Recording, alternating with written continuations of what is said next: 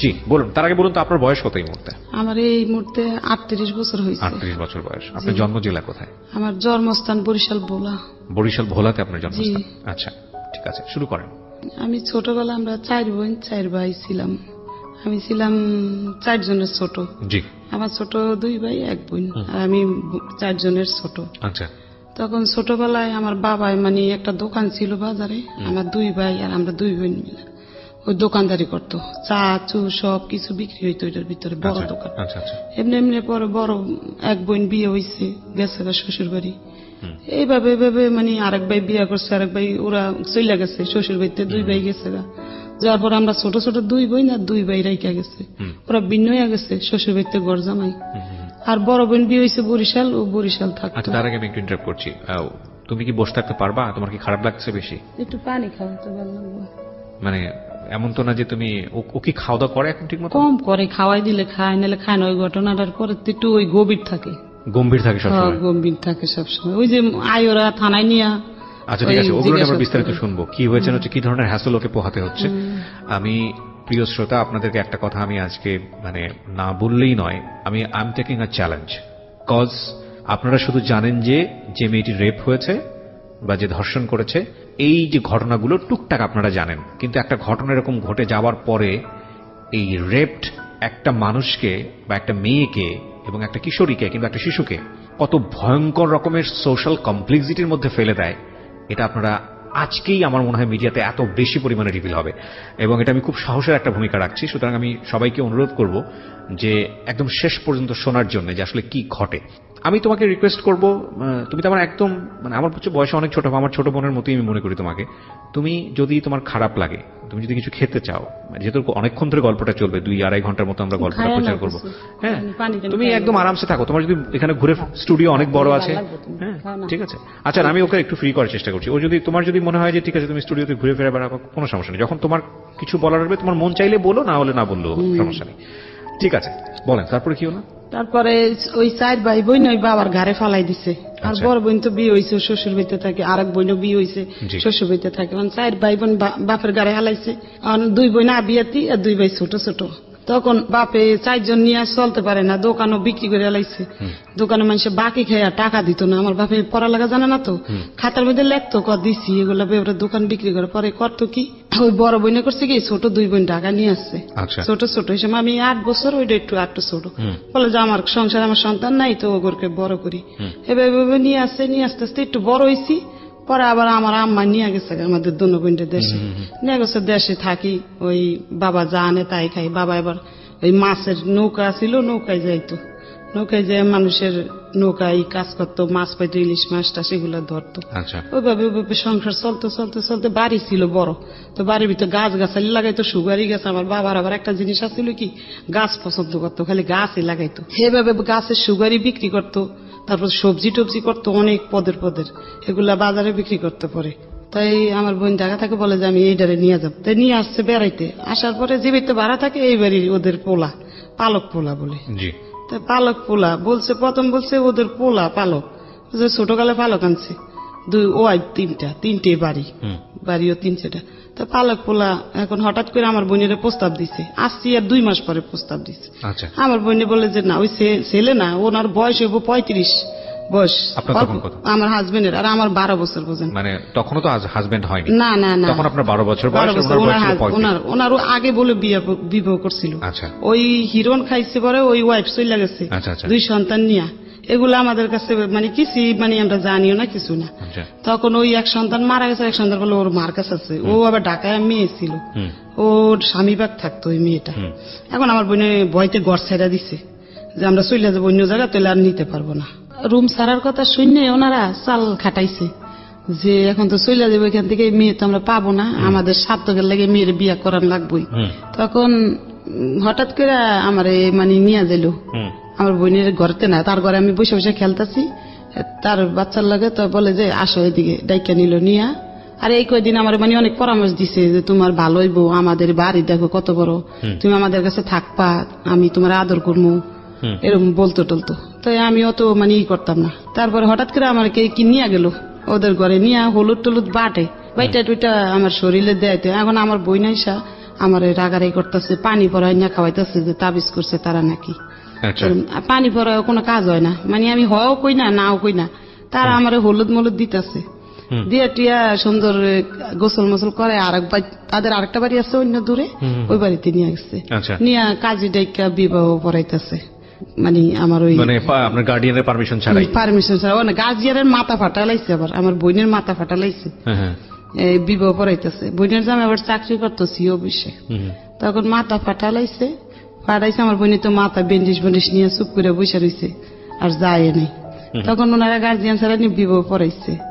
বিবাহ পড়াইছে আমার এই কবুল কইতে বইছে, আমি 3 বার কবুল কইছি, এতটুকু জানি।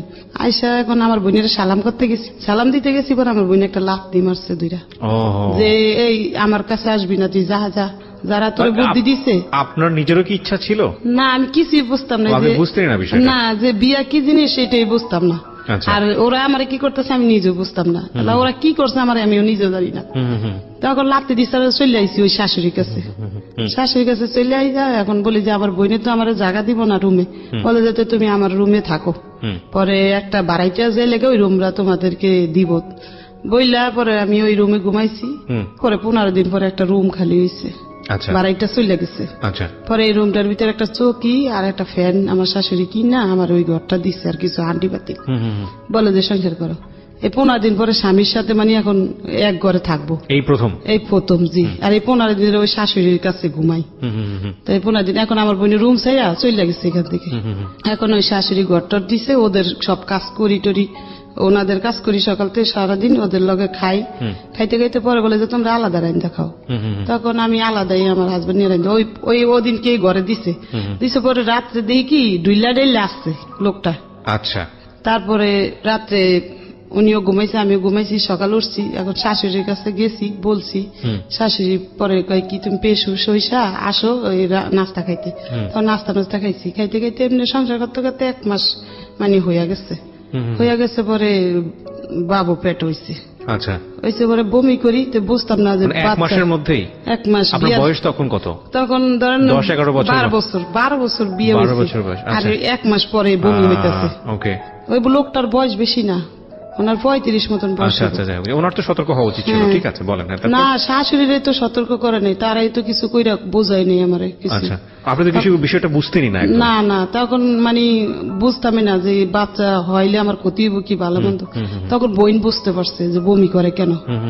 তখন বোন বললো যে আমার কাছে একটু আসবি তুই, মানে দূরের থেকে বোন আদর করে, দূরের থেকে বলছে আমার কাছে একটু আসবি। আমি বলি কেন, বলে আসি দিকে গেছি। পরে একটা কাঁচা আনারস নিয়ে কাইটা খাওয়াইছে, এটা আবার আরেকটা বাড়াইটা দিয়ে খেলাইছে। দেখা শাশুড়ির কাছে বইলা দিচ্ছে, শাশুড়ি হাজবেন্ডের কাছে বইলা দিচ্ছে। তো রাইতের বেলা ওই নিশা খাইয়া আমার বোনের পুরা কাপড় চোপড় মাথায় উঠাইয়া বকাবকি স্টার্ট লাগাইছে। ওকে, আমরা এখান থেকে ফিরবো প্রিয় শ্রোতা। একটা ছোট্ট বিরতি নিচ্ছি। আপনারা শুনছেন প্রাণ মিস্টার ম্যাঙ্গো ক্যান্ডি প্রেজেন্স জীবন গল্প। আমি আরজি কিবরিয়া আপনার সঙ্গে রয়েছি। এখানে আমি একটা কথা অবশ্যই আপনাদেরকে প্রথমে বলেছি, আবারও বলছি, আজকে মূলত 10 থেকে 11 বছরের আসমার একটা কন্যা সন্তান, সে ভিকটিম, সে রেপড, তাকে নিয়ে স্টুডিওতে সে এসছে। এবং এটা হয়েছে 2018 সালের নভেম্বরের 8 তারিখে। এরপরে ওখানকার স্থানীয় পত্রিকা এসছে, একটি টেলিভিশন এটা নিয়ে রিপোর্টও হয়েছে। বিষয়টি এখন মামলাধীন অবস্থায় আছে। আমরা এই অবস্থাতে ওনার জীবন গল্পের যেই পার্টে ওনার এই শাশুড়ি এসে বকাবকি করছে, বা আপনার হাজবেন্ড? হ্যাঁ, শাশুড়ি এসে বকাবকি করছে, হাজবেন্ড আমার বোনের বকাবকি করছে। তাই আমার বোন সইরা চলে গেছে। এখন এমনি বাচ্চা পেড়ে 9 মাস হয়েছে। তখন মানে আমার বাচ্চা হইব আজকে ডেলিভারি, শাশুড়িরা দায়টাই নিয়ে আসছে, নিয়ে এসে আপনি বাড়ির সঙ্গে যোগাযোগ করেন? না, আমার বাবা মা কেউ আসে নাই, কেউ জানার পরেও আসেনি? না, কেউ আসে নাই। তখন দায় আনছে, ওই সারা রাইতে আমার শাশুড়ি আমার কাছে ছিল, আর একটা বাড়াইটা এরকম মানে থাকবো ওরকম প্রস্তুতি নিচ্ছে তারা। তখন একটা বাড়াইটা ছিল ভালো। কোন এলাকার ঘটনা এটা? এটা আমি দোলাইপাড় থাকতাম তখন। দোলাইপাড়, ঢাকার দোলাইপাড়? ঢাকা দোলাইপাড়। ওনাদের নিজেদের বাড়ি? ওনাদের নিজের বাড়ি। আমি তো ওনাদের পালক ছেলের বউ, ওদের না পালক ছেলের বউ ছিলেন আপনি। আচ্ছা, তারপরে? হ্যাঁ, তারপরে আমার প্রথম সন্তানই কি সেই সন্তান? ওই হচ্ছে সে, মানে বড় মেয়েটা? আরেক ছেলে আছে আপনার, তাকে নিয়ে আসেননি এখানে? ওর বয়স কত? ও এখন বড় হয়েছে, বিবাহ করছে, 21 বছর হয়েছে। ও ছেলের ওই 21 বছরের ছেলে আমাদের সাথে সম্পর্ক নাই। আচ্ছা ঠিক আছে, সে গল্প হয়তো ধারাবাহিকভাবে আসবে। তখন মানে একটা সাইডের বাড়াইটা ছিল ভালো, বলে যে এখন যাই ওর বোনের কাছে অনুরোধ করে নিয়ে আসি ওর বোনেরে। তখন বলে যে এই ছোট মানুষের পেটে বাচ্চা হইছে, এই বাচ্চা হইতে দিলে যদি মারাও যাইতে পারে কি, তো তুমি আমার বোনেরে অনুরোধ করে নিয়ে আসছে, পায়ে হাতে দুইটা যে আস তুই একটু ওরে দেখিস। তখন আমার বোন চলে আসছে, আর থাকতে পারে নাই। আচ্ছা আইসা সারা রাতে আমার সাথে ই করছে, সকালবেলা আমার ওই ছেলে বাচ্চা হয়েছে।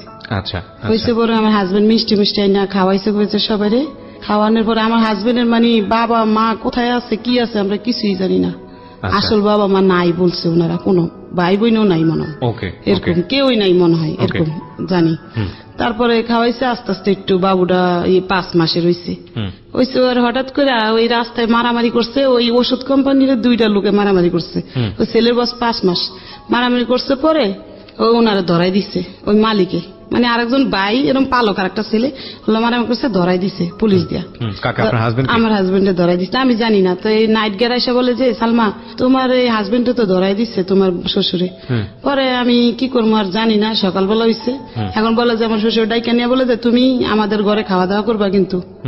পরে আমি ওনাদের ঘরে একবেলা যাই, খাই, আর ওই বাচ্চারা নিয়ে থাকি এরকম করে 2 মাস। এখন আমার বাবার বাড়ির মানুষ শুনছে ওই কথা, শুনে আমার বাবা চলে আসছে, আর থাকতে পারে নাই। চলে আসছে, গাছ বেচছে দেশে, বেচা গাড়ি ভাড়া নিয়ে আসছে যে আমার মেয়ে নিয়ে যাবো আমি। ওইটা শুনছে, কাটতে জানি না, বড় বইটাতে জানি।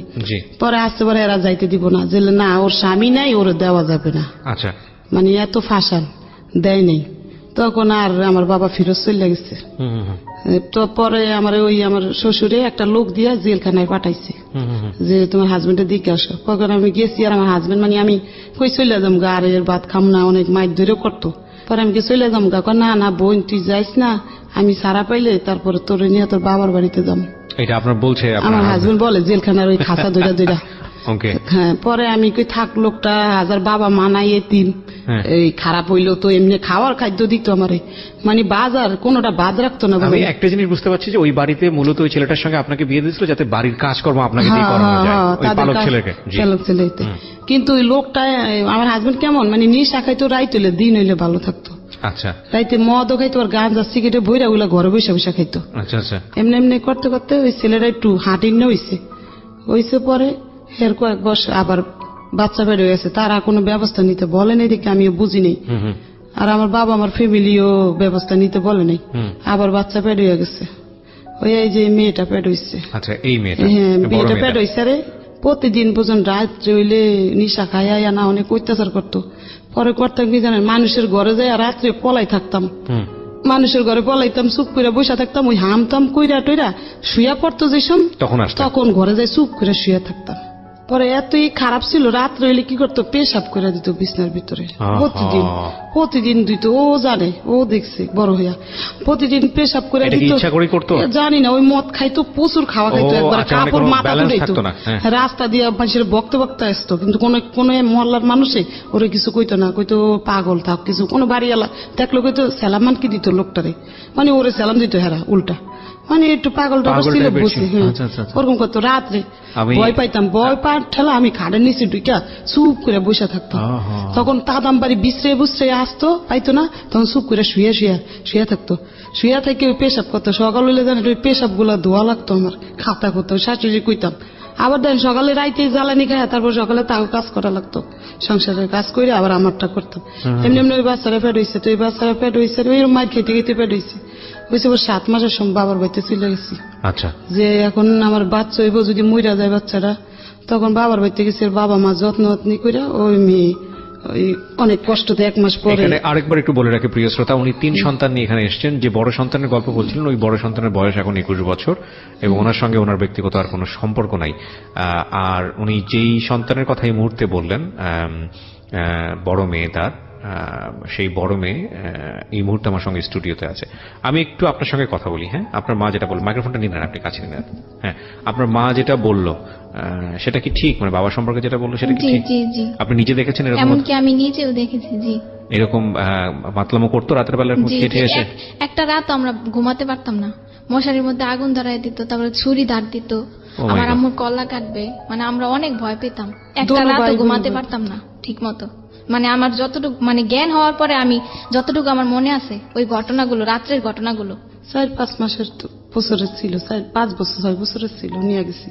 ঠিক আছে, তা আপনি যেটা বললেন যে আপনার বাড়িতে গিয়ে যাওয়ার পরে যত্ন করলেন, যত্ন করে তারপরে 1 মাস পরে ব্যথা, প্রচুর ব্যথা, অল্প বয়সে মা হয়েছে, ছেলে ছোট 2.5 বছরের, ওই ছেলে 2.5 বছরের, অনেক সুন্দর একটা ছেলে। তখন এই মেয়ে হইব, অনেক ফকির পাকড়া বাবা মা দেখায় দাড়িটাই আইনা দাঁড়ে সবাই রাখে। তারপরে ডেলিভারি হয়েছে একটা মেয়ে, ছোট একবারে, ওজনও কম, পুষ্টি নাই কোনো শরীরে। তারপরে হয়েছে পরে আমার বাবারে ওই এর ভিতরে চলে গেছে, বলা চলে যায়, বলছে আমার বউ নিয়ে যাবো। বলে আমার মা বলছে ডেলিভারি ছাড়া আমরা দিব না। তখন বলে যাচ্ছে তো আমি চলে যাই। 2 দিন থেকে ও চলে আসছে ঢাকা। তখন চলে আসছে পরে ও ডেলিভারি হয়েছে পুষ মাসের 15 তারিখে। ও হচ্ছে শীতের মধ্যে রাত 3টার দিকে হয়েছে। পরে ওরে নিয়ে 15 দিন পরে আমি ঢাকা চলে আসছি। আচ্ছা, আমার ছোট বোনটারে নিয়ে চলে আসছি ঢাকা, লগে করে নিয়ে আমার বাবা লঞ্চ উঠাই দিচ্ছে। ওরা আইন না সংসার করতেছি এমনি। ওই প্রতিদিন রাত রইলে খাইয়াই অনেক অত্যাচার করে। একদিন করছি কি জানেন, আমার এই মারণের লাগে বিশ্রাইতেছে দিনে মদ খাইয়া, পরে মারতে পারে নাই। আমি ইচ্ছা করে কলের দিকে চলে গেছি যে না মাত্র খাটের স্ট্যান্ড ছিল আগের দিনে, কিন্তু দাঁড় উপরে কারার চাঙে না খাটে, এভাবে নিয়ে এই আমার মাথার ভিতরে শিলি হয়েছে 4টা, দেখেন এই শিলি মাথায় বাড়ি দিয়া মজক সহকার বার করে লেগেছে। তখন আমার শাশুড়ি করছে কি, ওই শাশুড়ি এবার এমনি আদর করতো, মিশা কথা কম না, আমার অনেক আদর করতো, এখনো আদর করে। সে করছে কি জানেন, আমারে মানে নিয়ে গেছে ডাক্তারখানা, নিয়ে এটা শিলি দিছে। যখন না শিলি দেয়, গিট্টু গুলো এম করে টান দিয়া, গিট্টু ওই সময় সুতা ছিল, সিলাই টিলে বাসাইছি। আর 1 সপ্তাহ পরে ওই শিলিগুলা যেসব খুলছে, আমি জানেন ওই অজ্ঞান হয়ে পড়ে গেছি ওখানে। তারপর বাসাইছি, আবার সংসার করতেছি এরকম করে সংসার করতে। একদিন করছি জানেন, আমার বাথরুমের ভিতরে পলাই রয়েছি, বাথরুম ভাঙ্গা, টয়লেট ভরা ছিল, নিচে টিন সেট বইতে থাকি না, আমার ওই শাশুড়ির সামনে শ্বশুরের সামনে আমার করছে কি জানেন, বাড়াইতে থাকে 22টা, ওই বাড়াইতারা সাক্ষী, এখন ওই বাড়াইতে দোলাই বেড়া আছে।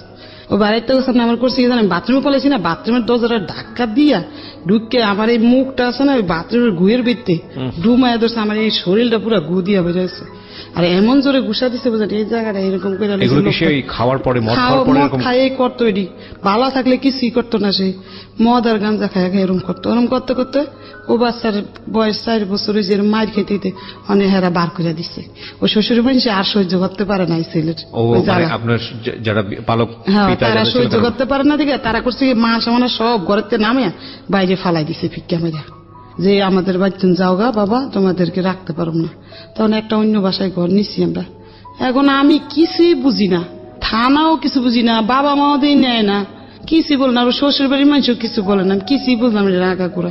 এরকম করতে পরে এই মাইয়ার 4 বছর বয়স হয়েছে, আর ওই ছেলে একটু বড় হয়েছে, 6 বছরের হইব মানে 6-7 বছরের, আর ওর 4 বছর। তখন ওরে 4.5 বছর হয়েছে, আর ওরে ভর্তি করছি একটা মাদ্রাসায় ওইখানে। আচ্ছা, কইরা এখন আমি কি করি জানেন, ওই আকরবাতি আছে না, ও নিশামানি খায়, অত টাকা দিত না, 60 টাকাই না দিত রাত্রে বাজার করার জন্য। আর সব খাইয়া লইতো। ওই দিয়ে আমি ওই টুকটাক 12 টাকা কেজি চাল ছিল তো, আর ডাইল ছিল, সব তো মাংস ছিল 60 টাকা। তো ওই 1 কেজি চাল আনলে আমরা সুন্দর 2 দিন হয়ে যেত, আধা কেজি করে, অত খাইতাম না। আকরবাতি আছে না, এগুলা ওদিকে দেয় বাড়ি বাড়ি বানাইতে। তখন আমি মানুষে বানাই দেখে শিখছি, তো প্রতিদিন 3 কেজি বানাইতাম। সিয়ারি খাইয়া অনেক বাড়াইতা ঘুমাই থাকতো। হ্যাঁ, আমি ঘুমাইতাম না, আমি ওই বৈশা ঘরের মধ্যে ওই গোলাইয়া বইয়া বানাইতাম, তো সবাই বেশি বানাইতাম। 4 কেজি কি 4.5 কেজি বানাইতে পারতাম আগরবাতি। জি, বেড়ারা দিয়া যায় বাসায়, গুড়িও দিয়া যায়, গোলায় নিতে হয় আটার মতন করে। তো বানাইতে ওই বেবি আমার শিক্ষা লাইছে ওগুলা। তো হ্যাঁ, ওই মেয়ে 4.5 বছরের মেয়ে শিক্ষা লাইছে দেখতে। তো ও একবার মতন বানাই দিত আমারে, যেরকম বানাইতো মাইজি। ওরে ভর্তি করছি একটা মাদ্রাসায়, আর ওই 4.5 কেজির মতন বানাইতাম, কোনদিন 3 কেজি বানাইতাম, বানাই রাখতাম। পরে লোক আসলে নিয়ে যেত, এক লোক 1000, 1200। কত টাকা পাওয়া যেত? 1500-1200 এরকম পাইতাম 10 দিন 15 দিন পরে। 10 দিন 15 দিন পরে? হ্যাঁ, 10 দিন পরে। বহুত কঠিন। হ্যাঁ, কঠিন অনেকগুলা, এতগুলা হইতো 1 কেজি। ওগুলা রাস্তায় সুগার লাগতো, মিল্লা সুগার পরে আবার বাইন্দা রাখতাম, লোকটা নিয়ে দিত। তো এই 10 দিন 12 দিন পরে 1500-1200 টাকার মতন আইতো। আইলে আমার কাপড় চোপড় আমি নিতাম নিজেরটা, ও বাচ্চারে কিছু দিতাম, দিয়ে বাচ্চা মাদ্রাসায় ভর্তি করছি। করার মনে 2 মাস কি 4 মাস পরে হিরণ ধরছে। এখন ওই পাক ঘরে বৈশা খাইতো প্রথম অন্য মানুষের সাথে, আপনার জামাই। তখন হিরণ ধরছে পরে, এখন আমি বুঝি না যে ও কি খায় এটা, খাইয়াটে ঘরে যাই চুপ করে দমন ধরে শুয়ে থাকতো। এখন আর আমার সাথে ওই মারামারিটা কম করতো, ওইটা খাওয়ার পরে মারামারিটা কম করতো, কিন্তু টাকা চাইতো আমার কাছে, খালি টাকা না দিলে মারতো। এই যে দেখেন এই কেন্নার ভিতরে, এই যে এই কেন্নার ভিতরে রড দিয়া বাড়ি দিয়া এগুলা এমন কালো হয়ে রয়েছে, এই যে দেখেন কেন্নার ভিতরে দোনো হাতে আছে, ওর পায়েও আছে, বাড়ি দিত এইভাবে, বাইরে দিতেও কাপড় চোপড় নিত, থালা বাটি নিয়ে যেত। তখন ওরা ও তো বড় 5 বছর রইয়া গেছে, আর ওই ছেলেও তো একটু বড়। তখন কি করবো, ওই কাজ লইছি একটা, সবাই দিয়ে কিস্তিতে টাকা উড়াইয়া চলে সুন্দর। ওই আকরবাতি দিয়ে চলবো না, মেশিনটা আনতালে জালি ব্যাগ সিলাই, নেট গুলা ওই ফলের দোকানে দেয়। অনেক একজনে বুদ্ধি দিয়ে কি, ওই তোর স্বামী তো ওই নিশা ধরছে, এখন তো ওই বাচ্চা দুটো জীবন নষ্ট হইব, আর বাবা মাও নেয় না আমার আয়সা, কেউ পাশেও দাঁড়ায় না। তখন বললাম যে একটা মেশিন কিনবো, তখন কিস্তিতে টাকা উঠেছি 10,000। আমি এখানে একটা বিরতি নিতে চাই। প্রিয় শ্রোতা, আপনারা তো শুধু গল্পটা শুনছেন, ইনফ্যাক্ট আমি বলবো যে এতদিন যাবৎ কোন একটা ঘটনার, আপনি রেপ কেন্দ্রিক কোন একটা ঘটনার যতটুকু জানেন, আজকে আপনি, আমি চ্যালেঞ্জ দিয়ে বলতে পারি, তার চেয়ে অনেক বেশি জানবেন। আমি আসমার জীবন গল্প এখানে সালমার জীবন গল্প এখানে উপস্থাপন করছি। সালমার 2 মেয়ে 2 ছেলে, আজকে এখানে 3 সন্তান উপস্থিত। বড় মেয়ে একটু আগে কথা বলেছে, এবং ছোট মেয়ে যে ভিকটিম, যে নভেম্বরের 8 তারিখে 2018 সালের নভেম্বরের 8 তারিখে তার জীবনে এই ঘটনাটি ঘটেছে, যার বয়স মাত্র 10 থেকে 11 বছর। ক্লাস 5-এ পড়া অবস্থায় ঘটনাটা ঘটে, এবং সে পরবর্তীতে পরীক্ষা দিতে পারেনি, এবং এটা নিয়ে মামলা হয়েছে।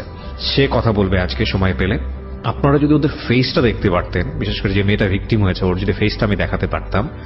আমি দেখাতে পারবো না, কারণ সামাজিকতার জায়গাটা থেকে আমাদের সমাজের কিছু সীমাবদ্ধতা আছে। আমিও নিজেও কখনো দেখিনি, টু বি অনেস্ট। আমি এত জীবন গল্প প্রচার করেছি রেডিওতে, এত ভয়ানক রকমের জীবন গল্প প্রচার করেছি, এত এক্সট্রিম লেভেলের, কিন্তু আমি কখনোই এই ধরনের সিচুয়েশন ফেস করিনি। আজকে শেষ পর্যন্ত শুনবেন আশা করছি, ধৈর্য ধরে শোনা উচিত, কারণ আমি বিশ্বাস করি প্রত্যেকটা মানুষের মধ্যে একটা করে পশু বিরাজ করে, এবং সেই পশুটা যদি কোনো কারণে শক্তিশালী হয়ে অ্যাক্টিভ হয়ে যায়, তাহলে ওই মানুষের দ্বারা ভয়ানক রকম কাজ সম্ভব, ভয়ানক সম্ভব।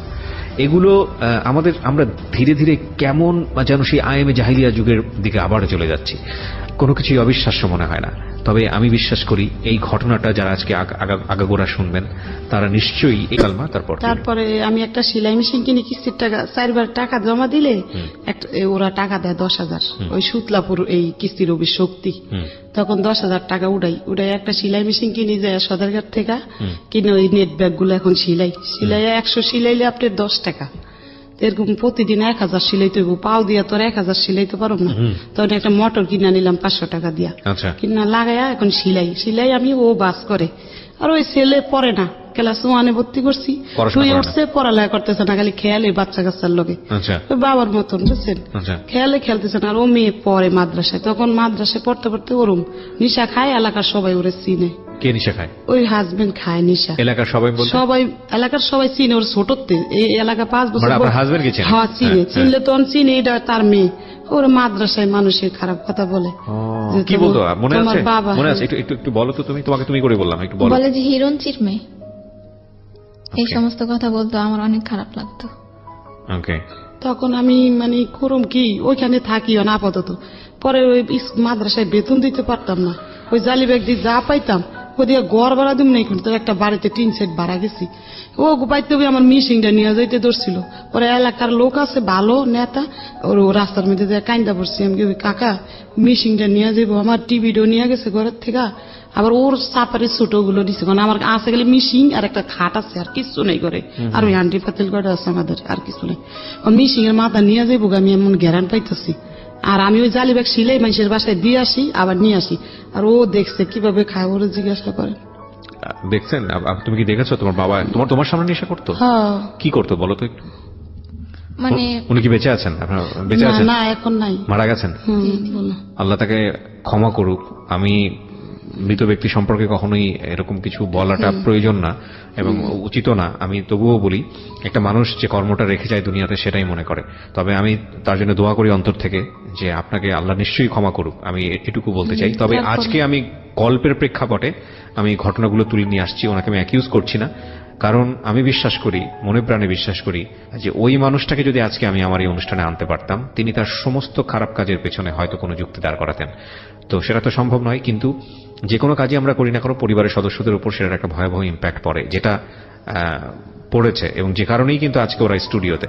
হ্যাঁ, কি হতো একটু একটু বলো তো। মানে ঘরের মধ্যে মোম জ্বালাতো, হ্যাঁ, মোম জ্বালিয়ে পয়সা দিয়ে মানে মুখ দিয়ে কি যেন একটা। আচ্ছা, তুমি তোমার বাবাকে বলতে না যে বাবা এটা করো না? আমি আমার বাবাকে অনেক ভয় পেতাম, কারণ আমার বাবা সবসময় আমি দেখেছি যে আমার বাবা শুধু মানে মারামারি করে, আমার আম্মুর উপর অনেক অত্যাচার করে। আচ্ছা, এই যে আমি আমার আম্মুকে মারলে আমি আমার বাবার পা ধরতাম যে মেরো না মেরো না, আমার মাকে মেরো না। মানে উনি ছুরি দাঁড় দিত ঘরের মধ্যে, তারপরে মশারির মধ্যে ম্যাসের মানে আগুন মানে ধরিয়ে দিবে, এই পর্যায়ে মানে বাড়াইতে গোটাইকে আনতাম, বাড়াইতে পরে থামাইতো, ছুরি ধার দিত, অনেক বড় বড় ছুরি ধার দিত উনি। খুদ নিত, জবা করবো রাত বেলা মানুষের ঘরে যা। তোমার গায়ে হাত তুলতো? না না, আমার গায়ে হাত তুলতো, শুধু আমার মার গায়ে হাত তুলতো। তোমার সাথে কেমন ব্যবহার করতো বাবা হিসেবে? দিনের বেলা ভালো থাকতো, কিন্তু রাত্রে তো উনি ভয়তে তো এক কোনায় থাকতো, দুই বাচ্চা মশারির কোনায় বসে থাকতো দুজনে। মানে ওর বড় ভাই আরো?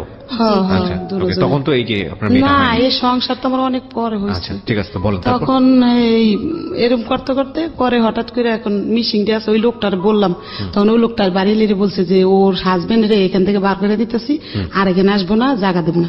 তখন আমি, ও গেছে কাজে, আমি চুপে বাড়ির সাথে শেয়ার করে রুমটা ছেড়ে দিছি, দিয়ে আমার দুই বাচ্চা নিয়ে একটু দূরে চলে গেছি আমি, ওখানে বাসা নিছি, নিয়ে ওখানে থাকি। ও কে ভাবে জানি গেরান পাইছে, ওখানে চলে গেছে। যায় আমি দরজা খুলি নেই, জানলা দিয়ে বলে যে আমার প্লেট দে, আমার বালিশ দে। তখন আমি জানলা দিয়ে প্লেট দিছি, বালিশ দিয়ে দিছি। আমার হাত ধরে এইভাবে মোচড় দিছে, হওয়ার মতন না, মানে জানলা দিয়ে পারে না, আমার মারবো এখন আইসি কে ওর সঙ্গে। তখন আমি দিয়ে দিছি, সে ওরা বড় মাদ্রাসায় যায় আসে, এখন ওরে কোথায় রাখবো আমি, কই যাব না যাব। ওরা কি দেয় জানেন, বাড়িওয়ালার ভাড়া দিতে পারি না, দেখে মিশিংটা বিক্রি করে লাইছে। এখন দিয়ে মিশিংটা দিয়ে কাজ করে খাইতাম। গেছিলাম মোহাম্মদপুর, বড় ভাই থাকে, বড় ভাইয়ের কাছে গেছি টাকার লাগিয়া। বড় ভাই বলে যে তুই আর কয়দিন পরে আইলে আমি কিছু দিতাম, তো তোর বাবির লেগে দেশে টাকা পাঠাই দিছি, এখন তো আমি দিতে পারব না বোন। তো চলে আইসি। মেজো বোনে এই সময় একটা ব্যাংকে চাকরি করতো, মেজো বোনের কাছে কইলাম, ও কয় কি আমার ব্যাংকে টাকা তুইছি, উঠান যাবো না, মানে দিব না। আর ওই বড় বোন ওই থাকে হইলো শ্বশুর বাড়িতে বরিশাল, এখন আর ঢাকা থাকে না, যে ওর কাছে যে চামু কিছু।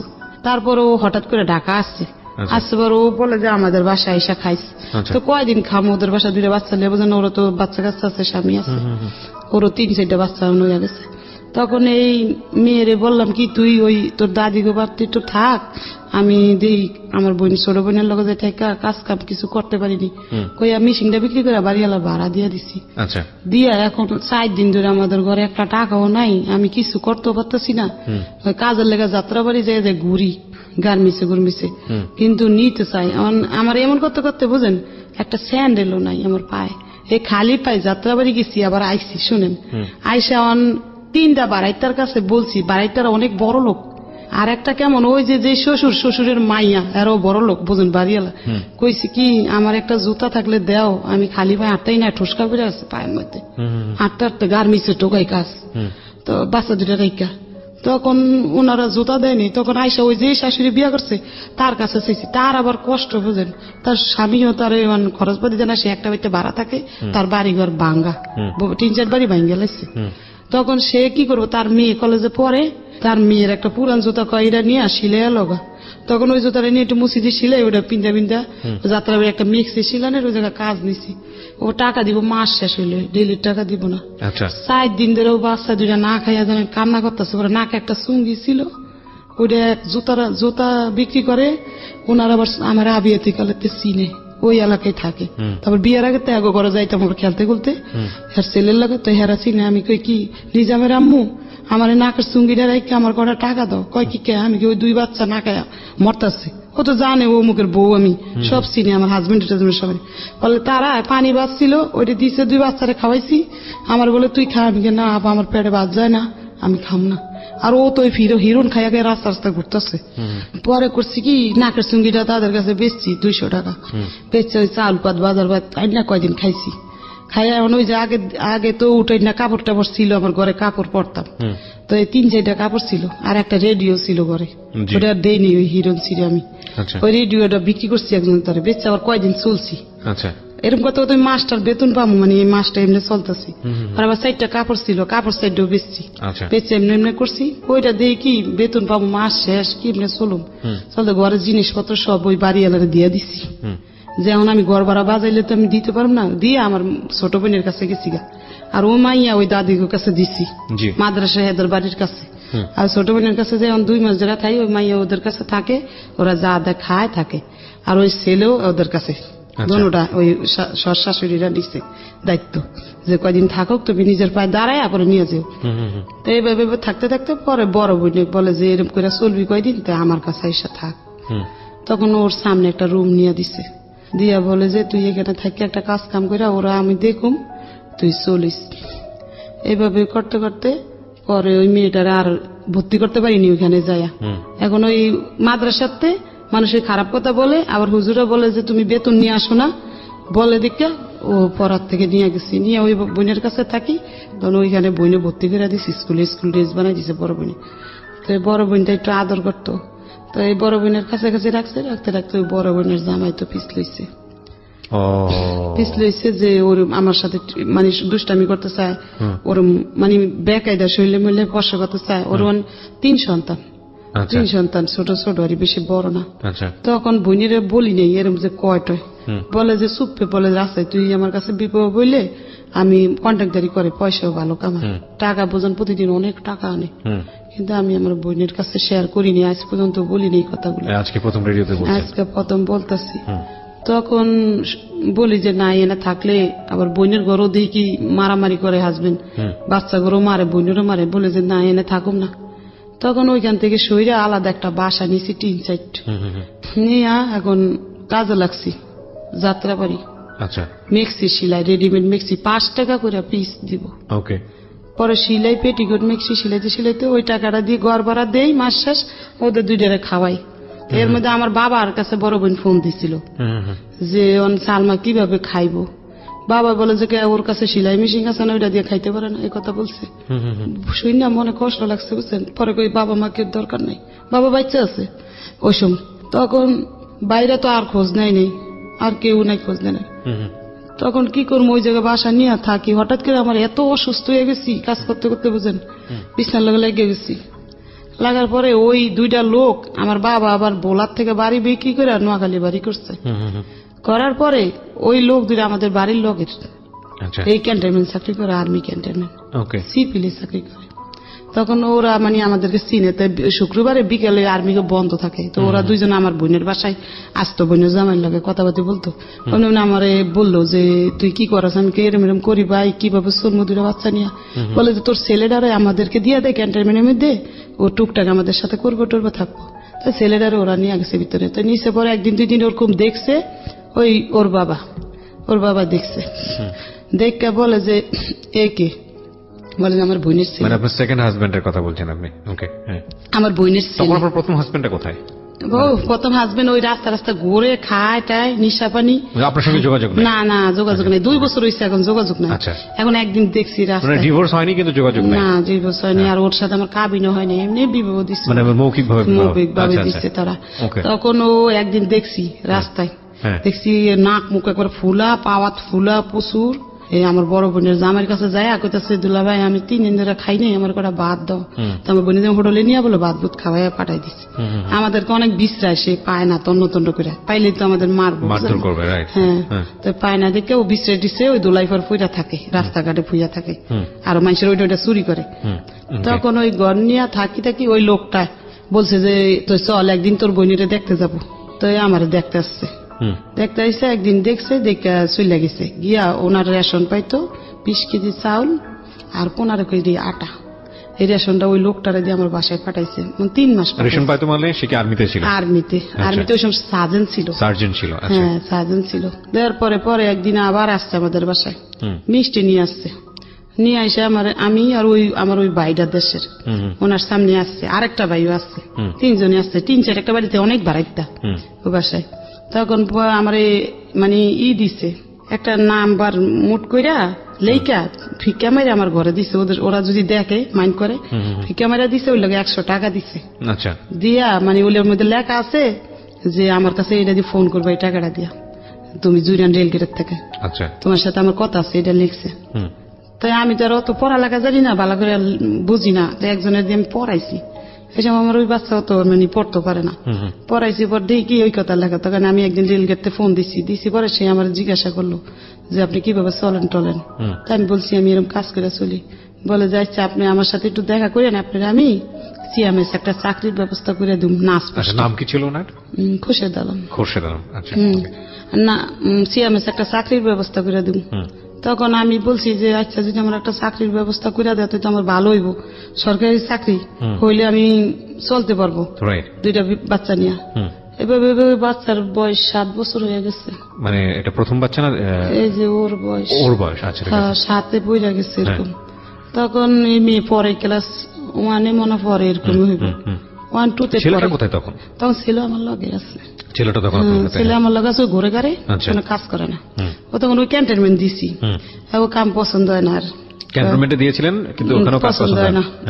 ওরা কাপড় দোলাই করে, ওরা আব্বু না, ওরা বসে না বাহিনী, ওই সিভিল ওরা কাপড় দোলাই করে, আর্মি গো ওগুলার লগে একটু কাজ কাম করতে দিছিল, কিন্তু করবো না। সে আয়সা পড়ছে, আয়সা ঘরে শুয়ে থাকে, আমি কিছু বললো খেলে টেলে আয়সারাই আমি যাই লেগা কাজে, ও ভাত বুত খাই আবার খেললে খারাপ পোলাবেনের লাগে মিশে পড়াশোনা করে না। পড়াশোনা করে আপনি শাসন করেও করতে পারেন। শাসন করলে কি বা আমার মানে কিছুই কয় না, আমি মারলে চুপ করে থাকে, আমি গেলে ও খেলে টেলে, আর আমি না দেখলে পলায়া থাকে থেকে ভাত বুত খায়, এরকম করে দিন যা রাত পয় ওর খালি না খাইলে না খায় থাকে। বাবা খুবই বাবার কাছে যায় না, এই জন্য বলি বাবা খুব ইম্পর্টেন্ট একটা ফ্যামিলির জন্য, খুবই ইম্পর্টেন্ট। এবং একটা ব্রোকেন ফ্যামিলিতে আসলে যারা বড় হয় তারা বুঝতে পারবে যে একটা মার অ্যাবসেন্স কিংবা একটা বাবার অ্যাবসেন্স ওই পরিবারের জন্য কতটা ভয়ানক বা তার বড় হয়ে ওঠার জন্য কতটা ভয়ানক। বলেন তারপরে কি হলো? আপনি তারপরে এভাবে উনি বলছে চাকরি দিব, বললা চাকরি তো দিব না, আমার লাগে সিটিং বাজি করবো, আমি তো আর বুঝিনি। উনি এভাবে আমার ওই লোকটা দিয়ে একটা মোবাইল কিনা পাঠাইছে, সিটি সেল মোবাইল, সিমও বইরা দিছে। দিছে পরে ওই মোবাইলটা কল দিছে রাইতের 12টার দিকে, দিছে পরে আমার সাথে উনি কথা বলে, একদিন 2 দিন 3 দিন কথা বলে, প্রতিদিন কথা বলে, দিনে বলতে পারেন আমি কাজ করি, সে রাইতে কথা বলে আমার সাথে 2-1 ঘন্টা বলে। বলতে বলতে বলতে একদিন আমি অসুস্থ হয়ে পড়ি, বিছনার লগে লাগিয়ে গেছি। আমরা একটা বিরতি নিচ্ছি প্রিয় শ্রোতা এই জায়গাটিতে। আপনারা শুনছেন মিস্টার ম্যাঙ্গো ক্যান্ডি প্রেজেন্টস জীবন গল্প, এবং আপনাদেরকে যেটা বলেছি যে আজকের অনুষ্ঠানটি খুবই ইম্পর্টেন্ট। আজকে যদিও আমরা এখানে সালমার জীবন গল্প তুলে ধরছি, কিন্তু তার জীবন গল্পের সাথেই তার মেয়েটার জীবন গল্প জড়িয়ে আছে, যে মেয়েটি ভিকটিম, 11 বছর বয়সের কিশোরী, 2018 সালের নভেম্বরের 8 তারিখে রেপড, এবং এটা এখন মামলা হয়েছে, এটা বিচারাধীন অবস্থায় আছে। ওই মেয়েটিও আছে স্টুডিওতে, এবং তার বড় বোন, সেও মাঝে মাঝে কথা বলছে আপনারা জানেন, এবং তাতে একটা ছোট্ট ভাই, সেও আছে স্টুডিওতে। প্রয়োজন হলে আমি তাদের সঙ্গে কথা বলবো। তারপরে আমি অসুস্থ হয়ে পড়ি, হঠাৎ করে একদম বিছনা লাগিয়ে আছি। তো এখন আমার কাছে তো কোনো টাকা পয়সাও নাই, অত স্যালাইন সুলাইন লাগাইবো। তখন আমার বড় আপু আমার কাছাকাছি আইছে, কাছাকাছি থাকি 2 বোন একটু দাঁড়ে দাঁড়ে বাসা। তখন আইসা বলে যে স্যালাইন সুলাইন লাগাইবো, টাকা পাবো। তখন ওই মোবাইলটায় আমি ফোন দিছি যে ভাই আমি অনেক অসুস্থ, আমার কিছু টাকা পয়সা দিলে আমি শরীরে একটু স্যালাইন মেলান নিতাম। তখন উনি 2000 টাকা পাঠায় ওই লোকটারে দিয়া, পাঠাইলে আমি ওই টাকাটা দিয়ে স্যালাইন মেলাইন নেই। এটা মানে আমার বড় বোনে জানে না ওই লোকটার পাঠাইছে, জানে মনে আমার কাজের টাকা, এই মানে আমি আনছি কাজের থেকে, ওই যাত্রাবাড়ির থেকে। তখন ওইটা দিয়ে স্যালাইন মেলাইন নিয়েছি, শরীরে একটু সুস্থ হয়েছি, আবার কাজ করি। তো হঠাৎ করে আমি ভাবলাম লোকটা আমার অনেক কিছু বলে, মানে যে আমি তোমার দায়িত্ব নিব, তোমার কাজ করা লাগবো না, আমি 20,000 টাকা বেতন পাই, রেশন পাই, আমার কেউ নাই। বিবাহিত ছিল? হ্যাঁ বিবাহিত, 2টা বাচ্চাও ছিল। না আপনি জানতেন? না জানতাম না। আমার ওই ওরে হাত করে নিছে ওই লোকটারে, ওই যে আমাদের দেশের ওই লোকটারে হাত করে নিছে, বলতে না। হ্যাঁ হ্যাঁ, তখন জানতাম না কিছু। তখন বলে এগুলো, আমি বলি না ভাই আমার 2টা বাচ্চা আছে, এটা নিয়ে কেউ সংসার করে কিনা? করে না। করলো পরে আমার বাচ্চাটি লাত্তি দিয়ে ফালাই দিবেন আপনি, বলে যে সবাই একরকম মনে করেন না আপনি। দেখলাম লোকটা অনেক ব্যবহার ভালো টালো, এরকম দুর্বল হয়ে গেছি একদম, মানে তার প্রতি। সে বলে যে তোমার বোনের কাছাকাছি তুমি থাইকো না, তুমি আমি একটা বাসা নিয়ে দিই, তুমি ওখানে বাসা নাও। তখন আমি বলছি যে না বাসা তো নিব আমি, কিন্তু সেই বাসা আবার আমার কে দিব? বলে যে আমি দিব। তখন আমি বাসা ছাইরা ওই পারে রেলগেটের ওই পারে একটা বাসা নিছি, ভাড়া মনে 4,000 টাকা হইব না, 3,500 টাকা বাসা ভাড়া নিয়ে আমার 2 ছেলে মেয়ে নিয়ে আমি ওইখানে গেছি। যাওয়ার পরে টুকটাক কিছু মাল সামানা কিনা দিছে, আর ওই লোকটার দিয়ে রেশন মেশন পাঠাইছে বাসায়। পাঠাইছে পরে বাড়িওয়ালারে বলছি আমার 2 বাচ্চা আমি থাকবো, আমার হাজবেন্ড থাকবো, এ কথা বলছি। এখন আমি বলছি যে আমরা এখন বলে যে আমরা এখন বিবাহ করব। উনি বলছে আমার প্রস্তাব দিচ্ছে। আমি বলছি তাহলে কে সাক্ষী থাকবো, বিবাহর সাক্ষী আছে না? তখন ওই লোকটা আর একটা লোক, এই 2 জন সরকার, একজন মৌলবী ডাইকা আমরা বিবাহ করছি। আচ্ছা, তো এই বিয়ে করার আগে তো আপনার আগের হাজবেন্ডের সাথে আপনার তো সেই অর্থে সম্পর্ক ছিল না, তার চিনিও না, জানিও, দেখিও না। আর তারে এই 2 বছর সে আমার কোনো খোঁজ খবর না, আমরাও তার খোঁজ খবর না। আপনি বিয়ে করার আগে আপনার ছেলের মেয়েদের সঙ্গে আলোচনা করছিলেন যে আমি এরকম একটা বিয়ে শাদীতে এরকম বলি আপনারে? তখন আমি বিবাহ করতে চাইছি, কিন্তু আমার এই মেয়ে বাধা দিচ্ছে। আচ্ছা, ছেলে কিছু বলে না, ছেলে যে এনে রাইতে না খাই, আচ্ছা, ছেলেও বোঝে না সব কিছু, মানে অন্যরকম। ও মেলে বলে যে না, এরে আমি বাবা বললে স্বীকার করুম না। আচ্ছা, বোঝে সব, বলে যে না। আমি বলি যে থাক বাবা, আমরা ঘর নিতে গেলে ঘর দিব না আমাদেরকে। মানুষে বলে যে ঘর নিতে আইছেন আপনার হাজবেন্ড কি করে? বলি যে আমার 2 বাচ্চা আর আমি। বলে যে না, বাসা দিব না, বাসা দিব না। আপনি কিভাবে বাসা ভাড়া দিবেন এই কথা বলে।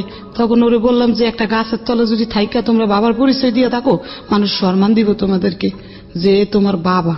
This is our society, Priya Shroda. This is our society, and of course you have to face it.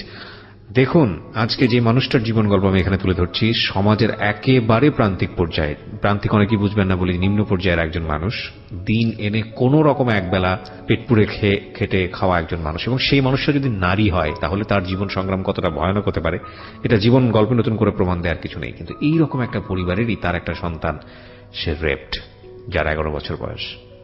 Can you imagine the situation? Okay, আমরা সামনের দিকে আগাই। হ্যাঁ, বলেন। তারপরে বিবাহ করার পরে উনি সেদিন আমাদের বাসায় ছিল, কিন্তু আমার ছেলে ছিল না। ছেলে পরে ক্যান্টনমেন্টের ভিতরে ওদের সাথে থাকে। আমার এই মেয়ে ছিল বাসায়। তখন এই মেয়ে কান্দে দেখে সে চকলেট মকলেট এনে ওরে দিছে। তখন আমাদের বাসায় রাত্রে ছিল। থাকার পরে সকালে সে অফিসে গেছে। অফিসে যে অফিস করে আমার কাছে মানে প্রতিদিন থাকে না, ইউনিটে থাকে। কিলে হঠাৎ করে থাকে, ইউনিটের কেউ জানলে মাইন্ড করতে পারে, এর লাগে ইউনিটে ঘুমায়, মাঝে মাঝে এসে আমার কাছে থাকে এরকম করে 2-3 মাস হয়ে গেছে। তখনও জানেন না আপনি যে ওনার আগের একটা না না, যায় না, দেশে যায় না। আচ্ছা, 2004 সালে বিয়ে হয়েছে। তারপরে থাকতে 2006 সালে ও প্যাড হয়েছে। মানে এই মেয়েটা, যে মেয়েটা বলতে আজকে ভিকটিম। আচ্ছা, ও ভালোই, লোকটা ভালো, আমার সাথে ব্যবহারও ভালো করতো সব সময়। আমার কোনোদিন মারতো না, খারাপ একটা বকও দিত না। রেশন সবই দিত, আমার তেল। আর আমি ওই কাজটা ছাড়ি নেই, কাজটা করি, মানে একবার কাজ বন্ধ করে দিইনি যে তার নির্ভয় করে থাকবো সেটা না, যে আমারটা দিয়ে আমার বাচ্চার খরচ চালাইতে পারবো, তারটা দিয়ে আমি ঘর ভাড়া দিব, এরকম। তখন এইভাবে ভেবে ওই বাচ্চা আমার ডেলিভারি হয়েছে। বাচ্চার যেসব 2.5 বছর বয়স, তখন ওনার পোস্টিং হয়ে গেছে। পোস্টিং? হ্যাঁ, হয়েছে হইলো আপনার ওই যমুনা ব্রিজের গোড়ায়। তখন উনি যমুনার গোড়ায় চলে গেছে, আমাদেরকে ওইখানে রাইকা। আচ্ছা, চলে যাওয়ার পরে ওইখান থেকে আসে প্রতি বৃহস্পতিবারে নাইট ফাস্ট নেয়। বৃহস্পতিবার রাত্রে আসে, শুক্রবারে সারাদিন থেকে, শনিবারে সারাদিন থেকে বিকালে চলে যায়। এভাবে সংসার করতে করতে ওই মেয়ের 2.5 বছর হয়ে গেছে। এই মেয়েটার 2.5 বছর বয়স হয়েছে। এখন কাজ চাইরা দিচ্ছে আমার হাজবেন্ড, মানে সন্দেহ করে যে কাজ করতে যাইতে পারবা না, মানে সারাদিনে ফোন দেয় ওই যমুনার গোড়ার থেকে। আবার ওদের সাথে কথা বলতে চাইতো, আমি যদি বাজারে যেতাম তারপর 10 বার ফোন দিয়ে লাইতো। এরপরে আমি কাজটা চাইরা দিচ্ছি যে আমার সন্দেহ করবো, আমার এই সংসার ডোবাঙ্গিয়ে দিব। কাজ চাইরা দিয়ে বাচ্চার 2.5 বছর বয়স। হঠাৎ করে একদিন আমার মেজে বোনটা আসছে, এর মধ্যে আমার বড় বোনও জেনে গেছে, ছোট বোনও জেনে গেছে, আমি বিবাহ বসছি, ফ্যামিলির সবাই জানছে, আমার বাবাও জানছে। তখন উনি একদিন আমাদের বাসায় আসছে পর আমার বোনের ছেলে আবার স্টেডিয়াম চাকরি করে, ছবি বানায়, ক্যামেরা নিয়ে আসছিল আমাদের বাসায়, দেশে যাইব ওর মার সাথে। তো হঠাৎ করে আমার এই মেয়ে ওর বাবার কোলে ছবি তুলে নিছে। আমার হাজবেন্ড কখনো আমার লোক ছবি টবি তুলতো না। তো ওদিন গিয়ে প্রথম বাবার সাথে কোলে 2.5-3 বছরের ছবি তুলে নিচ্ছে, 2.5 বছরের 3 বছরের ছবি তুলে নিছে, ছবিগুলা রাখছে। হঠাৎ করে 2009 সালে আমার সাথে উনি আর যোগাযোগ রাখে নাই, ওই যমুনার গোড়ার থেকে। আর খোঁজ খবর নাই ওনার। এখন 2 বছর হয়েছে, ওনারে আমি বিশ্রে আর পাই না। হ্যাঁ, ওনার দেশের বাড়ির ঠিকানা কইছে, কিন্তু আমি বিশ্রে মানে পাইতাছি না। যাইনি। আপনাকে যে বিয়ে করেছিল সেখানে কি কোনো কাবিন হয় নাই? কাবিন হওয়ার গতি ক্যান্টনমেন্ট গেছি খোঁজ নিতে বললাম, আর ওই নুরুরে বলছি ও বলে যে কুষ্টি কইছে ওই জায়গায় আমার সাথে যোগাযোগ নাই, এই কথা ওই লোকটা বলে। আর গেটে জিজ্ঞাসা করছি যে কেন বিশ্রাম, আমার হাজবেন্ড আবার আমার না করছিল যে কেউ কাছে বললো না আমি তোমার বিয়ে করছিল আমার চাকরি চলে যাবো, কিন্তু আমি বুঝতাম না কেন চাকরি দেবো। ওই যে ওর বউ আছে আবার দ্বিতীয় বিয়ে করলে চাকরি দেবো, এটা আমার বোঝাইতে চাইছি কিন্তু আমি বুঝতে পারি নাই। এখন 2 বছর ধরে আর কোনো খোঁজ নাই। এখন কি করবো, আবার বাদ দইয়া কাজে লাগছি ওই যাত্রা বাড়ি ওই মিক্সির কারখানায় কাজ করি।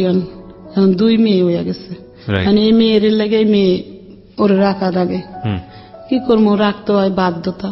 রাখে রেখে কাজ করি করে কোনো মতো চলি 2 বছর ডেইলি ফোন দিতাম 4-5 বার, প্রত্যেকটা সিম বন্ধ করে লাইছে। বন্ধ করে একটা লোক দিয়ে ফোন দিছে এখন আমারে, ওর একটা ফ্রেন্ড দিয়া বলে যে ও আপনার হাজবেন্ড অসুস্থ, মাদ্রাস নিয়ে গেছে, অ্যাক্সিডেন্ট হয়েছে, আপনি অপেক্ষা করেন, ও মাদ্রাসটা আসলে আপনার কাছে ফিরে দেবো।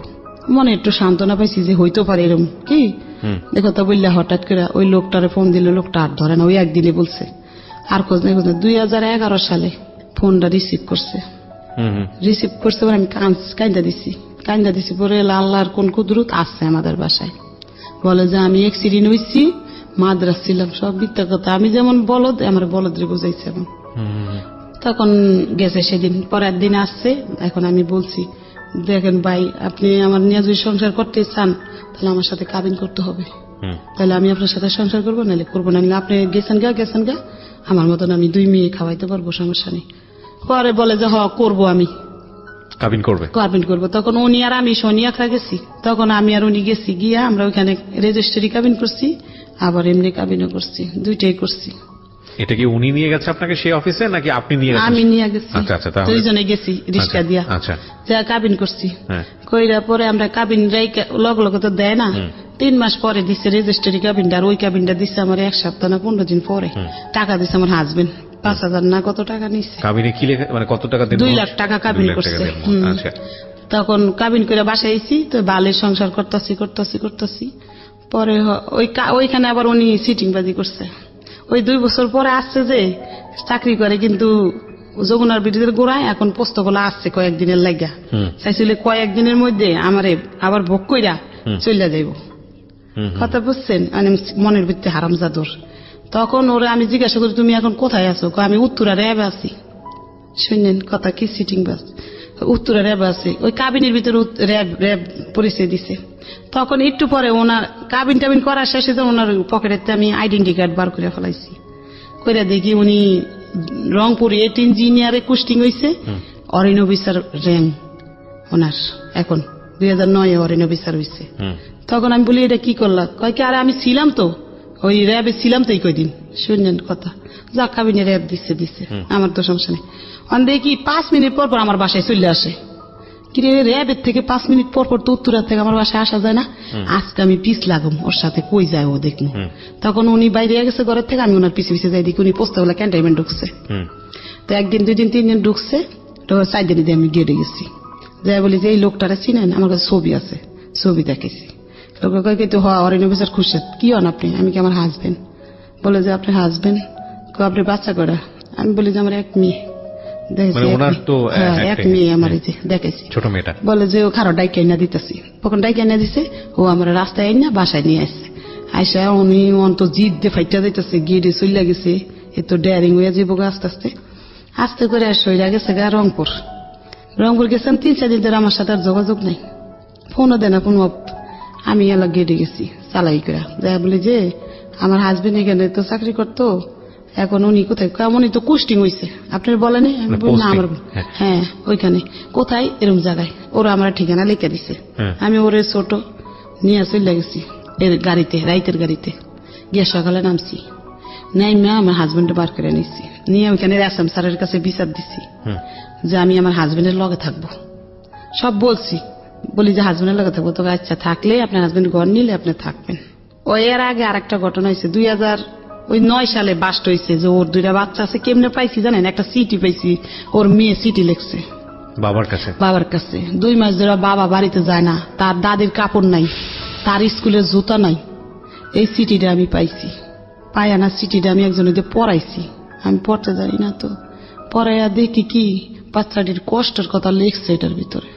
হইনা আমার খারাপ। তখন আমি এটা মানে গোটপিট করছি, ওই যাই না গেছি দিকে ওই পলাইয়া গেছে ওই 2 বছর আর আসে নাই। আচ্ছা, পলানোর আগে এই ঘটনার বইলা গেছি, পলানোর আগে পলাই গেছে ওই যাই না। আপনি যখন বললেন আর্মিতে গিয়ে এই ঘটনাগুলো, তারপরে কি হলো? তারপর যাই না গেছি দেখে ও পলাইছে। ওই সিডি আমার কাছে আজও আছে, আমি রাইকা দিয়েছি সিডি গুলা। তখন পলাইছে, ওই যে পলানের পরে 2011 আইসে, কাবিন করলাম, করার পরে ওইখানে ধরলেন, ওরে ফাইনালি তো গিয়ে ধরলেন। দর্শি আমরা স্বীকার করছে। হ্যাঁ, না সেটা ঠিক আছে। তারপরে কি হলো? মানে ওখান থেকে কি বললো? আপনাদের একসাথে থাকার নিয়ম দিচ্ছে। তারপর যে আপনার হাজবেন্ড গন নিলে আউটে বাসা নিব, আপনি থাকেন, তার সাথে নিয়ম দিচ্ছে, থাকেন আপনি, সমস্যা নেই। তখন আমি চলে আসছি ঢাকা, যে মাল সামানা নিয়ে পরে যাওয়া লাগবো গন নেওয়ার পরে। ঢাকা চলে আসছি আমার বাবুরে নিয়ে, আসার পর ও গাড়িতে উঠাই দিচ্ছে, চলে আসছি। আইসা থাকতেছি ওইখানে আসাম স্যারের বলছে কি আমি ঢাকা পোস্টিং নিতে চাই, তাহলে আমার 2টা ফ্যামিলির আমি দেখতে পারবো। ঢাকা পোস্টিং নিতে চাই? হ্যাঁ, তখন মিরপুর স্টাফ কলেজ 12 নম্বরে পোস্টিং নিচ্ছে উনি। আচ্ছা, নেওয়ার পরে আমাদেরকে এখান থেকে বাসা ছাইরা আমাদেরকে, এখন মানে আমার ছেলে অনেক বড় হয়েছে, 17 বছর হয়েছে ছেলে। তখন আমি মনে করছি যে আমার হাজবেন্ড ওইখানে রুম নিবো মনে একটা, ওখানে আমার 2 মেয়ে, আবার এই ছেলে কোথায় নিবো, কাজ করে এখানে, তো তুমি তো দাদির কাছে থাকো আর আমি ওদেরকে নিয়ে ওখানে যাই, তারপরে তোমারে নিয়ে যাবো পরে। ছেলের দাদি ওই সৎ দাদির কাছে রেখে গেছি। আমার হাজবেন্ডের এই হলো বাসা আর এই হলো অফিস কাছাকাছি, কিন্তু আমার হাজবেন্ড বলে যে আমার অফিস অনেক দূরে, কিন্তু আমি যেখানে বাসা, তখনও একটা লুকোচুরির ব্যাপার ছিল। হ্যাঁ, তখনও উনি আমার সাথে গটপিট করে। আমি বলি যে কত দূরে? বলে আমি সাইকেল দিয়ে যাই, আরো 20 মিনিট দূরে লাগে। মিথ্যা কথা বলে আমার, এতই মগা মানে ভাবতেছে। তখন ওই বাড়িতে 2টা আর্মি পার্সন থাকে। আমরা একটা বিরতি নিচ্ছি। ওই মানে 2টা আর্মি পার্সন আমার সাইডে থাকে। আমার হঠাৎ করে জ্বর আসছে, মানে জ্বর আইছে। পরে আমি বলি যে ভাবি জ্বর আইছে, কি করব? কয় কি কেন, আপনি তো সবকিছু সরকারি ভাবে পাবেন। বলে যে আমার সাথে জানতে চলেন, দেখে কে খুশির সাহেব বলে না কিছু। আমি বলি উনি তো বলে ওনার অফিস অনেক দূরে। বলে যে ওনার অফিস অনেক দূরে, এই কথা বললো কেন? বুঝি না তো কিছু, ভাবি আপনাদের বেশি কি গোটপিট আছে? আমি না, বলে যে আমার লাগে লোন। তখন আমি ঢুকছি ডাক্তার দেখাইতে। ঢোকার পরে এখন বলে যে বই করা ছাড়া তো ডাক্তার দেখাইতে দিব না। তখন আমার হাজবেন্ড আমি ফোন দিছি যে আমি ডাক্তার দেখাইতে আইছি। বলে যে ভালো করছেন ডাক্তার, ও ইউনিটের ভিতরে মানে অফিসের ভিতরে। তখন উনি একটা সৈনিক জসিম নাম ওরে পাঠাইছে যে তোমার ভাবি আসছে, যাও একটা বই করে দেওয়া। তখন যায় মানে বই করা লাগে, একটা বই কিন না, ওটার মধ্যে মানে স্যারেরা সিল মারবো, তারপরে ডাক্তার দেখানোর নিয়ম। তখন আমি ডাক্তার দেখায় বাসাইছি। রাত্রে জিজ্ঞাসা করছি আমি কি আপনি বললেন না আপনার অফিস অনেক দূরে? বলে যে আসে আর বলে যে সিগনালাইছেন, তো চিনছেন, ভালো করছেন। পরে এরকম করে সংসার করতেছি, বালি হঠাৎ কইরা উনি না একটা মেয়ে ওনারে ফোন দেয়, না ধরার গতিকে আমি শূন্য ফেলাইছি। মেয়েটা ওনারে বলতেছে দাদু আপনি ফোন ধরেন না কি লেগা? উনি করছে কি কাইটা দিচ্ছে। আমি শুনছি দেখা আমার উঠছে জিদ উঠছে, ওনার মোবাইল কাইটা নিছি, নিয়ে ওনার নাম্বার টিপা বার করছি। ওনার ওয়াইফের নাম আসমা। বার করে আমি ওই নাম্বারে ফোন দিচ্ছি, আমি জানি ওর বোন নাম কি, সব জানি না গেছি। ফোন দিয়া বলি যে এরকম আপনার হাজবেন্ড ঢাকা একটা বিয়ে করছে, আপনি জানেন? বলে যে না তো। তখন তো দেশে শূন্য লাইছে সবাই। শোনার পরে ওই বউ মানে দেশে কান্দাগাড়ি করতেছে, ঢাকা আইব। তখন ওই বউ ঢাকা আইছে, আইসা বাসা নিতে চাইছে 12 নাম্বার। আমার হাজবেন্ড বাসা নিয়ে দেয়নি, বলছে যে তুই যদি এখন এখানে বাসা নেস তাহলে আমার চাকরিটা চলে যাবো গা। এ কথা বললে ওই বউ আসছে ঢাকা, এসে ওরা তেল মাইকা দেশে পাঠাই দিছে। 3 মাস পরে আমার বাবু পেটাইছে। তখন বলে যে বাচ্চা নিছস হ্যান ত্যান, মানে এরকম নিব না বাচ্চা। তখন ও প্যাড হইছে। তখন আমি প্যাড হইতে 12 নাম্বার তখন আমার বাসা সুইচ করে ফালাইবো, মানে এখান থেকে সুইচ করে অনেক দূরে ফাটাইবো। তো দূরে ফাটাইছে, মানে ও 12 নাম্বার দিকে পাঠাই দিছে। ওইখানে আবার এই বাচ্চা ভর্তি হয়েছে, তো ওদের লাগে দাঁড়ে। এখন ও করে কি ইউনিটে ঘুমাই থাকে, আমাদের ওইখানে যায় না, ওই বাসার কলেজের ভিতরে ঘুমাই থাকে, যায় না। নানা দিকে দেখতে আমার ওই ছেলে ফোন দিছে, একটা মেয়ে বিয়ে করছে, একটা মেয়েরে ফোন দিছে। আমার হাজবেন্ড বলছে আসো আমি নিয়ে আসি তোমাদের। আইনা করছে কি আমার বাসায় বউ সহকার দিয়া ও নিয়ে আর আমার বাসায়ও জানা, আমাদের খোঁজ খবর লয় না। এই দেন সামনাসামনি থাকে, আপনি টাকা পয়সা দেয় মাস শেষ, আর এমনি রাত্রে আসো না বাসায় কিছু না। তখন আমি ওই ছেলে বলে এখন নিব না, আমি ওদেরকে আনবো কেন? ওরা আইসা মারামারি করে দুইজনে ঘরের ভিতরে। ছোট ছোট মানুষ তো বিয়ে করছে 17 বছরে, বুঝলেন না, মারামারি করে বউর সাথে। কোথার মেয়ে? কুমিল্লার মেয়ে, কুমিল্লা ক্যান্টনমেন্টের। মারামারি করে দেখে আমি একটা ঘরে ড্রেসিং টেবিল ছিল আমার আগের, ওটা বিক্রি করে ওদেরকে 2000 টাকা দিয়া কইছি তোমরা যাও গা, শ্বশুর বাড়িতে থাকো, তুমি পরে আমি ঢাকা যাই কি করি তোমার একটা লাইন করে আমি দিতে পারছি। তখন উনি ওই আমার ওই ছেলে ধরেন হয়েছে সিএমএসে হওয়ার আগে 3 দিন আগে ও চলে গেছে পোস্টিং এ। আমার হাজবেন্ড আর আসে টাসে নেই। 3 দিন পরে আমার হাজবেন্ড আসছে। এর মধ্যে আমার বোন আছে, মেজে বোন বাইর বউ আসছে দেশের থেকে। ওরা আমার যত্ন টত্ন করতেছে। দেশে বলছি দেখা উনি জিদ্দের ঠেলা, আগে তো ভালো ভালো বাজার বুজার করছে, দেশে বলছি বলে জিদ্দের ঠেলা উনি আমার ঘরে কোনো বাজার করে না। এখন ওনার কুষ্টিম শেষে উনি যশোর চলে গেছে। যাওয়ার পরে আমাদের কোনো টাকা পয়সা দেন, আমাদের ওইখানে ফালাইয়া রেখে গেছে। এখন কি করবো, গেছি যশোর, যাই ওইখানে ইউনিটে বলছি টলছি পরে আমার টাকা দিচ্ছে এদিন 10,000 দিছে। পরে আমি আবার চলে আসছি। আর ওইটা দিয়ে বাড়িওয়ালারা দিছি কয় টাকা জানি, ঘর ভাড়া 4-5 হাজার টাকা, আড্ডা দিয়া চলতেছি। কোনো চলতে চলতে 2 মাস টাকা পাঠাইছে বিকাশে। পাঠানোর পরে না আবার 2 মাস টাকা পাঠায় না, 2 মাসের ভাড়া বাইজা গেছে। তারপর আবার ওই বাবুরি নিয়ে 22 মাসের এখন গাড়ি তুলছি, গিয়ে গেড়ে গেছি। পরে ওই লোকজনে আমার হাজবেন্ডটাই কেনে দিয়েছে, তা হাজবেন্ডে নিয়ে গেছে, নিয়ে এক সৈনিকের বাসায় উঠাইছে। ওরে ওই সৈনিকের কইছে খাওয়া দাওয়া দিতে দিয়া 2 দিন ধরে আমি ওই সৈনিকের বাসায়, আমার হাজবেন্ড আমার খোঁজ খবরও নাই, যায়ও নি আমার কাছে। তখন আমি নিচে নাইমা গেছি ওরে কোলে নিয়ে, নাইমা আমি ইউনিটের ভিতরে ঢুকছি। ঢুকা কমান্ডাররা মনে মিটিং করতেছে, তাই আমার ডাকছে যে কে, কইছে অনুকের ও ভাই। তা আমার যাই জিজ্ঞাসা করতেছে, লেফটেন্ট কর্নেল উনি আমার জিজ্ঞাসা করে। গেছি পরে জিজ্ঞাসা করবো কেন আসছেন, কি বালা মন্দ, তা জিজ্ঞাসা না করে আমার হাজবেন্ড দাঁড়াই রয়েছে। ওর বানাইয়া কইছে ওর বিয়ে হয়েছে আগে। তো আমার তো বিয়ে হয়েছে জানি আমি, সে বিয়ে করছে। বলে যে আপনার কয়টা বিয়ে হয়েছে? আমি কি স্যার আমার আগে বিয়ে হয়েছে, একটা বাচ্চা আছে, মেয়ে বাচ্চা আমার, আমি এটা বলছি। তখন এই কথা বলছে পরে আমি কি স্যার শোনেন, আপনি সুস্থ বিচার করেন, যদি সুস্থ বিচার না করেন আল্লাহর কাছে ঠেকা থাকবেন, এটা বলছি। পরে আমার হাজবেন্ড উনি গালাগালি করছে, থাপ্পড় দিয়ে তোর খানা উঠে ফেলালাম, বেদব্য থেকে তুই বিবাহ করছো, খাওয়ান করছো না, বলছে। পরে আমি চলে আসছি। চলে আইসা আমারে মানে আমার হাজবেন্ড গালাগালি করছে বিচ্ছিরি ভাবে, বাইরে নামিয়া গালাগালি করছে। আমি ওই বাবুরা 22 মাসের কোলে মাথা ঠিক ছিল না, ওই ক্যান্টনমেন্টের গেটের সামনে আসছিল ট্রেনের রাস্তা, একবার গেটের সামনে। আমি যে সময় ট্রেনের তলে যাই, ওনারা আমার টানাটানি করছে, আর্মির লোকেরা যে ভাবি এই কাজটা করেন না, আপনি ভালো না। এই ভদ্রমহিলার জীবনের গল্প আসলে সারা রাত শুনলেও শেষ হবে না। কিছু জায়গায় আমাদের স্কুইজ করতে হচ্ছে, কারণ আমাদের গল্পের যে মূল জায়গাটা সেটা হচ্ছে ওনার সন্তান রেপড হওয়া। আমি বারবার মাপ চেয়ে নিচ্ছি আপনাদের কাছ থেকে, কারণ এরকম ওয়ার্ড আমি আসলে ইউজ করতে বাধ্য হচ্ছি এদেরকে সামনে দেখে। আপনারা চলে আসতে পারেন আমাদের ফেসবুক পেজে, আমরা স্টুডিওতে কিভাবে আছি এটা দেখার জন্য। আমাদের ফেসবুকের ঠিকানা